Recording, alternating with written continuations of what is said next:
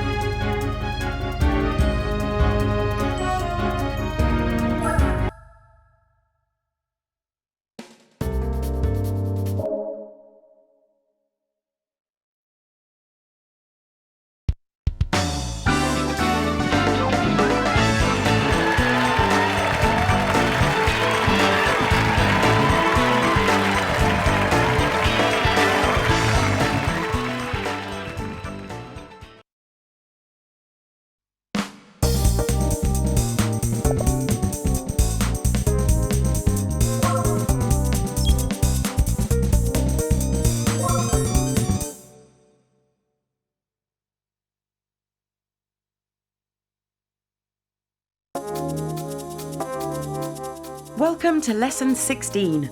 This lesson takes place on the Fuji International Speedway, with which you should now be very familiar. This time, you'll learn how to correctly enter corner 1 after the straight. You've already learned how to handle high-speed braking in lesson 11. Well, this time around, you'll practice braking at the right point needed to clear corner 1. In the lesson with the stopping area, all you needed to do was apply the brakes. However, this time, you have to take a corner after you brake, making the timing that much more difficult. Try approaching the task in this order. First, begin by determining how low your speed needs to be to take the corner. Then, once you've determined the entrance speed, you can find the point at which you need to begin braking to reach that speed at just the right point. If you look closely, you'll notice that corner 1 is in fact 2 small corners. Notice that this makes for a unique racing line. Good luck!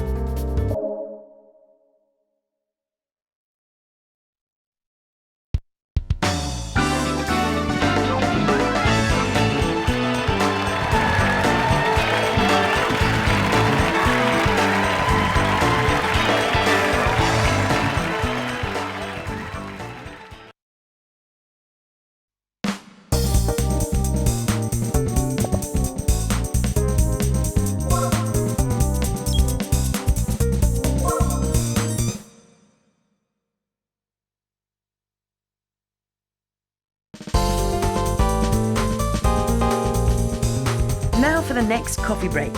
For this stage, 20 cones have been spread out across the Gymkhana in the driving park. As before, the object is to touch all the cones as fast as possible. Firstly, just drive around any way you like. Once you've been around a few times, you'll get an idea of the position of the cones. Then you can work out the most efficient way of hitting them in the shortest possible time without having to double back on yourself. Enjoy your coffee break.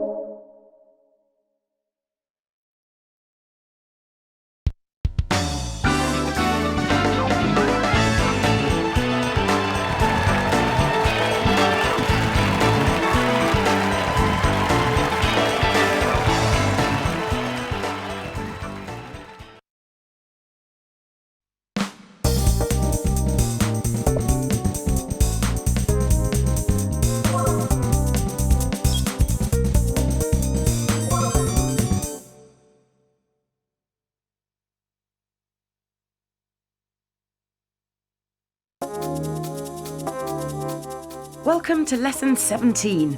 This lesson is the first outing on the dirt track for some time. You'll be practicing high-speed cornering on the fast section of the Grand Canyon. You've learned that by tapping the brake as you turn, the car will begin to drift. By using the drift method, it's possible to turn the angle of the car without steering. Mastering this technique can lead to faster cornering. Begin to turn at the entrance to the curve and apply the brake. This causes the car to slip sideways and start to drift. Next, gradually accelerate and determine the amount needed to maintain the drift. If the back wheels slip too far and the car swivels beyond the intended direction, steer the car in the direction that the back wheels are sliding. This technique is called countersteering. Practice this acceleration and countersteering until you're able to control the drift at will. Best of luck with the lesson.